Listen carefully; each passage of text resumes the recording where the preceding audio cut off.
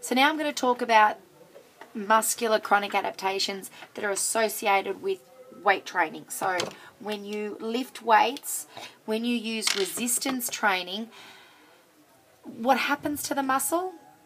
You see it gets bigger. This is called hypertrophy, and that is an increase in muscle size.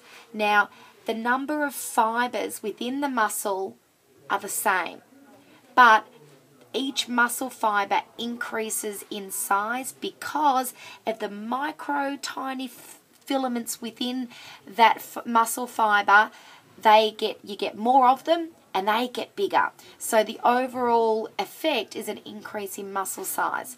Now, if a muscle's cross section is bigger, it's going to be able to generate greater strength, more force.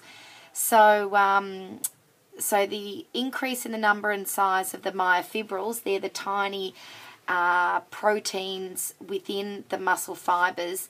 Those increase in number and size, which leads to the muscle fiber being bigger and therefore the entire muscle being bigger. There's also an increase in contractile proteins to help the muscle contract, and also the tendons and the ligaments that connect the muscle to the bone, they actually increase in size and strength as well, so that you can generate more force. With any resistance training, when you get hypertrophy, which is an increase in muscle size, if you cease training, you will get the opposite. Your muscles will atrophy. So hypertrophy, hyper gets bigger, atrophy is the opposite. If you look at any athlete that's had a broken arm in a cast and that they take the cast off, you see that the muscle is very little because it's shrunk. It's gone smaller because it's atrophied.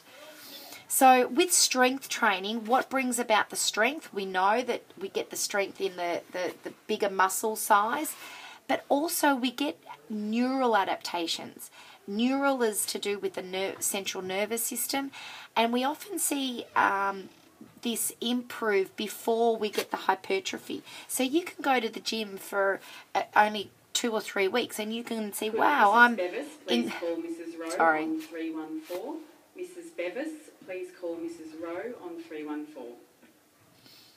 So the central nervous system improves the way it recruits motor units.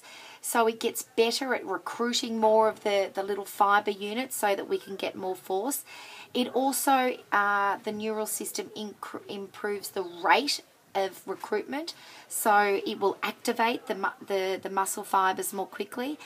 And it will also recruit or call upon more of the fast twitch fibers. And remember, we have two. The fast twitch fibers are the ones that are more explosive, that we use in short, high intensity exercise bursts. And finally, the neural adaptations also include motor unit coordination. So athletes are able to contract and relax their muscles in a more coordinated fashion. And the net effect is that there is increased force. The muscles can hold their force longer, and the rate of the contractions are greater. So they're the neural adaptations. Thank you.